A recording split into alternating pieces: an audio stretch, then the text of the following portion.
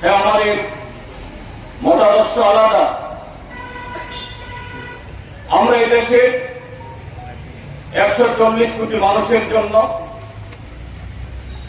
আমরা নতুন একটা বিকল্প এবং সুন্দর একটা ব্যবস্থা আমরা কায়েম করতে চাই। কিন্তু আমাদের লক্ষ্যপথে আমরা আমাদের দেশের বর্তমান যে সংবিধান, আইন, কানুন, আমরা সেটাকেও সর্বোচ্চ সম্মান করি। আজকে 5 বছর ধরে আমরা রক্তাক্ত, আমরা আক্রান্ত, আমাদের ঘরে, আমাদের খেতে, আমাদের কর্মক্ষেত্রে আমরা অবরুদ্ধ। তার জন্য আমরা কখনো সংবিধানের প্রতি, আইনের প্রতি অশ্রদ্ধাশীল আমরা হইনি। সেদিনও 57 মাস ধরে আমাদের যে কথা বলার অধিকার, ক্ষোভ ব্যক্ত করার অধিকার, গণতান্ত্রিকভাবে প্রশাসনের কাছে জনগণের দাবি দেওয়া কোনো তারা অধিকার, এটা জানানোর ক্ষেত্রে কেউ সংবিধানকে, আইনকে শ্রদ্ধা জানিয়ে অবিলম্বে প্রশাসন এবং পুলিশকে এবং তাদের অনুমতি নিয়ে আমরা গেছি।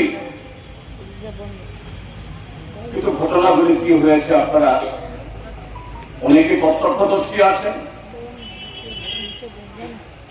অনেকে জেনেছেন এবং আজকেও আমার আগের বক্তাদের কাছ থেকে শুনেছেন। আমি এগুলো পুনরাবৃত্তি করে আপনাদের সময় নষ্ট করব না। এই দাবি সনদগুলোর মধ্যে একটাও দাবি নেই চরিলাম বিধানসভা কেন্দ্রের যিনি বিধায়ক, রাজ্যের উপমুখ্যমন্ত্রী, আপনি পদত্যাগ করুন, এই দাবি ছিল না।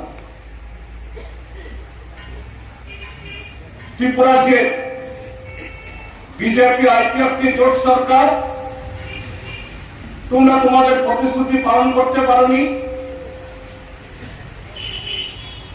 তোমরা গদি ছাড়ো, এই দাবি ছিল না। দাবি ছিল রাস্তা ঘাট, পানীয় জল, কাজ, নিয়মিত ভাতার টাকা প্রদান, যাদের অন্যায়ভাবে অজ্ঞাতে যাদের ভাতা বাতিল করা হয়েছে তা ফিরিয়ে দেওয়ার জন্য, ঘরের মঞ্জুর হয়েছে, ঘরের কিস্তি আটকে আছে, এ টাকাগুলি দেওয়ার জন্য চরিলাম ব্লক এলাকা সহ ত্রিপুরাজ্যের সারা রাজ্যের মধ্যে কাজ, খাদ্যের প্রচন্ড অভাব, সরকারের কাজের মধ্যে কোনো সমন্বয় নেই, লুটপাট চলছে লাগামহীন ভাবে। প্রশাসনের মাধ্যমে সরকার নজরে নেওয়ার জন্য এগুলো ভিড় করছে। এই ক্ষেত্রে 57 মাস পরে প্রথমবার এই নয় যে এই বিশালগড় মহকুমাতে চরিলামে আমাদের যারা আমাদের পার্টির যে বেস আছে এগুলা সব ভেঙে চুরমার হয়ে গেছে। আমরা হয়তো গত বিধানসভা নির্বাচনে একটা হুজুগ উঠেছিল,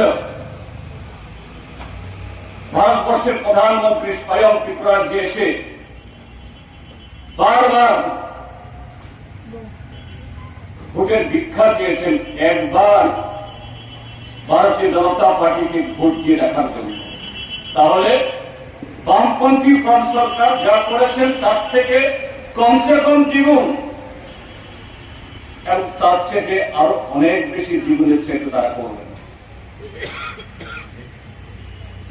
এই হুজুগের জন্য আমরা হয়তো হেরেছি চরিলাম বিধানসভা কেন্দ্রে বা আরো অনেক বিধানসভা কেন্দ্রে। তার মানে আমাদের সমর্থকরা সব চলে গেছেন তা নয়। এরকম ডেপুটেশন দেওয়ার মিছিল করার জন্য আমাদের লোক একেবারে নেই তা নয়। এক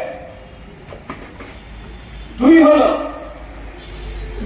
সিপিআইএম কি কি দাবিতে কি কি কর্মসূচি নিয়ে সেই গণডেপুটেশন দিতে গেছেন